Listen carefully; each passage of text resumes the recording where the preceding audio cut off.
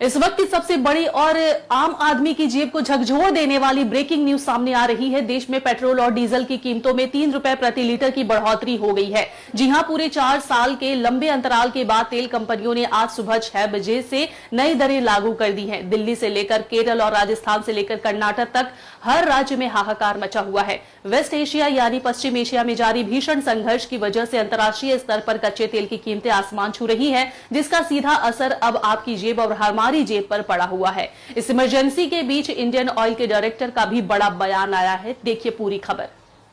4 साल का सूखा खत्म और जनता पर फूटा सीधे महंगाई का बम।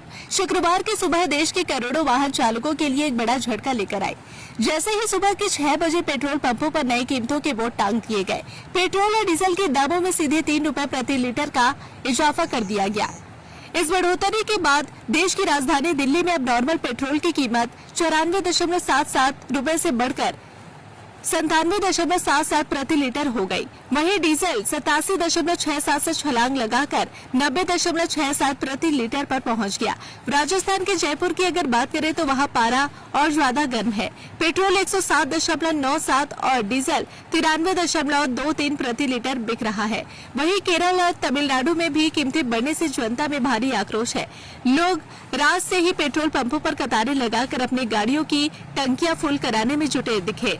लेकिन इस चौतरफा हाहाकार के बीच इंडियन ऑयल कॉर्पोरेशन लिमिटेड यानी IOCL के रिफाइनरी डायरेक्टर अरविंद कुमार का एक बड़ा और हैरान करने वाला बयान सामने आया है। उन्होंने इसे एक बेहद मामूली बढ़ोतरी करार दिया। ग्लोबल प्रेशर बहुत ज्यादा है, लेकिन इसके बावजूद यह एक छोटी सी बढ़ोतरी है। मैं इस देश को भरोसा दिलाना चाहता हूँ कि इंडियन ऑयल ग्रुप की सभी 10 रिफाइनरियां इस वक्त अपने 100% से ज्यादा क्षमता पर दिन रात काम कर रही है। किसी भी पेट्रोल पंप पर तेल का संकट नहीं होने दिया जाएगा। कोई भी आउटलेट ड्राई नहीं होगा। लेकिन इस संकट की घड़ी में हमें मिलकर ईंधन बचाना होगा।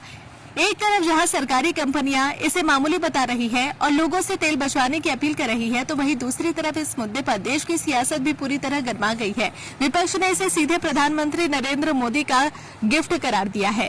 कर्नाटक के उप मुख्यमंत्री DK शिव कुमार ने केंद्र सरकार को आड़े हाथों लेते हुए कहा कि देश आज एक बहुत दुखद स्थिति में आकर खड़ा हो गया है। उन्होंने सरकार के अंतर्राष्ट्रीय नीतियों को पूरी तरह फेल बताया और कहा कि चुनाव खत्म होते ही जनता को यह तोहफा दिया गया है। विपक्ष का आरोप है कि असम, केरल, तमिलनाडु और पश्चिम बंगाल के विधानसभा चुनाव खत्म होने के ठीक 16 दिन बाद यह फैसला लिया गया है, जो सीधे सीधे जनता के साथ धोखा है। सप्लाई चेन की अगर बात करें तो पेट्रोल पंप डीलर्स की मुश्किलें भी बढ़ गई है। तेल कंपनियों ने डीलर्स को मिलने वाली क्रेडिट सुविधा खत्म कर दी है और अब एडवांस पेमेंट पर ही तेल की सप्लाई दी जा रही है। हालांकि इस पेट्रोलियम संकट के बीच IOCL अब अल्टरनेटिव एनर्जी यानी ग्रीन एनर्जी पर भी फोकस कर रहा है। इसके तहत दिल्ली मेट्रो और DMRC को 2 हाइड्रोजन से चलने वाली बसें सौंपी गई है, जो सेंट्रल सेक्रेटेरिएट से सेवा तीर्थ मेट्रो स्टेशन के बीच चलेंगी। लेकिन बड़ा सवाल यही है कि हाइड्रोजन बसों से दिल्ली की सड़कों पर प्रतीक तो बदला जा सकता है, मगर आज की तारीख में पेट्रोल डीजल की इस मार से तड़प रही देश की आम जनता को